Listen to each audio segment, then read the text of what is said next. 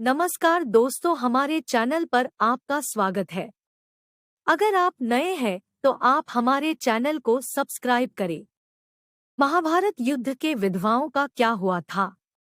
महाभारत युद्ध पौराणिक युग में लड़ा गया सबसे बड़ा युद्ध था, जिसमें लाखों की संख्या में योद्धा वीरगति को प्राप्त हुए थे। इस युद्ध की विभीषिका ने संपूर्ण भारतवर्ष को लगभग योद्धा विहीन कर दिया। कुरुक्षेत्र में भाग लेने वाले सभी योद्धा पुरुष थे, लेकिन दर्शकों, क्या आप जानते हैं कि युद्ध के बाद वीरगति को हुए सैनिकों की पत्नियों का क्या हुआ? आइए मिलकर जानते हैं क्या हुआ था महाभारत युद्ध के विधवाओं का। दोस्तों, ऐसी ही वीडियो देखने के लिए हमारे चैनल को सब्सक्राइब करें। तो चलिए शुरू करते हैं आगे की कहानी।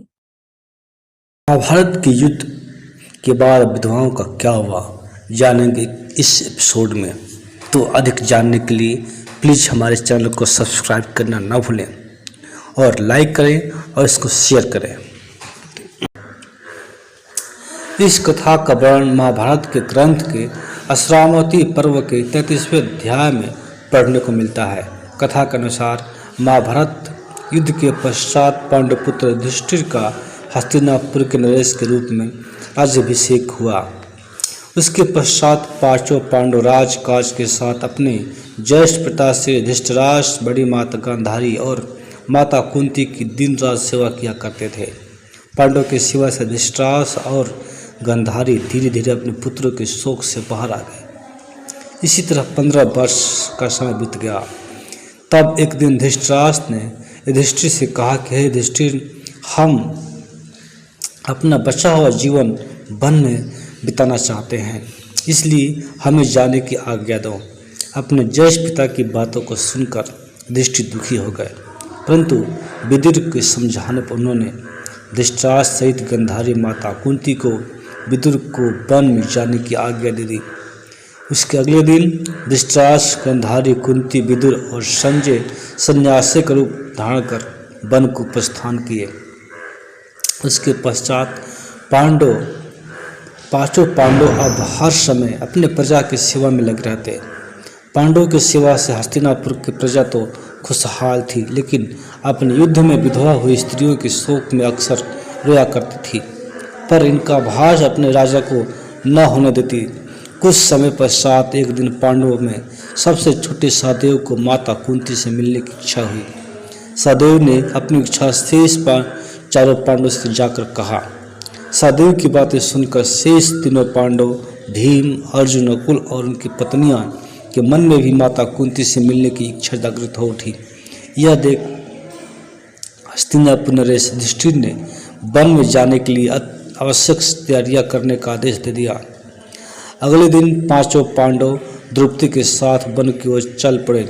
यह देख हस्तिनापुर के निवासी भी उनके साथ जा पड़े। उन लोगों में वो विधवा स्त्रियां भी थीं जिनके पति महाभारत के युद्ध में वीरगति को प्राप्त हुए थे। वन पहुंचकर पांचों पांडव उस आश्रम में गए जहां सभी निवास कर रहे थे। बाकी के हस्तिनापुर निवासी उसी आश्रम के आसपास निवास करने लगे। कुछ दिन के बाद एक दिन महर्षि वेदव्यास उस आश्रम में पांडवों से मिलने आए, परंतु वहां महर्षि वेदव्यास देखा कि पांडवों सहित हस्तिनापुर के सभी निवासी युद्ध में मारे गए, अपने परिजनों के शोक में डूबे हुए हैं। यह देख महर्षि वेदव्यास ने सभी से कहा कि आप लोग युद्ध में वीरगति को प्राप्त हुए अपने परिजनों को बारे में सोचकर दुखी न होइए। वे सभी स्वर्ग या फिर दूसरे लोकों में सुखी पूर्वक निवास कर रहे हैं। वे सभी अपने अपने लोकों में अति प्रसन्न हैं। परंतु महर्षि वेदव्यास की इन कथनों से भी उन लोगों का शोक दूर नहीं हुआ।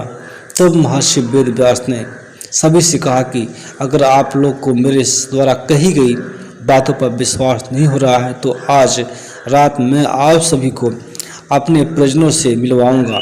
यह सुन पांडव सहित सभी के चेहरे पर हल्की मुस्कान उभर आई। जिस आश्रम के आसपास सभी निवास कर रहे थे वह गंगा नदी के तट पर स्थित था। शाम का सूर्यास्त होने से पहले महर्षि वेदव्यास सभी को लेकर गंगा के तट पर पहुँचे। फिर सूर्यास्त के बाद उन्होंने अपने तपोबल से महाभारत युद्ध में मारे गए सभी योद्धाओं का आह्वान किया। महर्षि के आह्वान से सभी योद्धा एक एक कर गंगा जल से बाहर निकलने लगे। अपने मृत परिजनों को अपने सामने खड़ा देख पांडव सहित हस्तिनापुर के सभी निवासी खुश हो गए। फिर सभी ने अपने अपने परिजनों से बात की।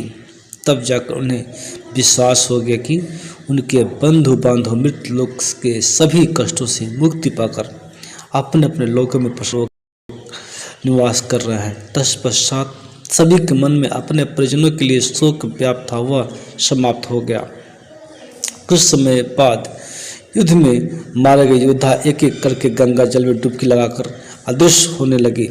यह देख महर्षि वेद व्यास ने स्त्रियों से कहा कि जो स्त्रियां अपने पति के साथ उनके लोक जाना चाहती हैं और गंगा के इस पवित्र जल में अपना जीवन त्याग कर जा सकती हैं। महर्षि की इतना कहते ही सभी विधवा स्त्रियों ने गंगा जल की डुबकी लगाकर अपने जीवन को त्याग दिया और सभी अपने पति के साथ अपने उसके लोक चली गई।